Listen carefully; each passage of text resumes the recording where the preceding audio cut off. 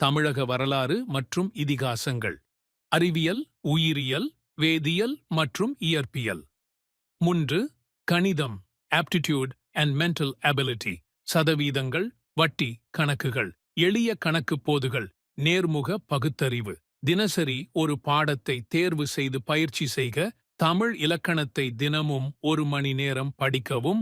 கடந்த ஆண்டு தேர்வுகள் எப்படி இருந்தது என்பதை பற்றி முழு தனிநபர் கவனம் செலுத்தவும். நான் அரசு வேலை பெறுவேன் என்பதை உங்கள் நினைவில் உறுதியாக கொண்டு பணியாற்றுங்கள். முக்கியமான தேசிய மற்றும் மாநில நிகழ்வுகளை கவனிக்கவும். இந்த 1 வருடம் உங்களுடைய வாழ்வை மாற்றும்.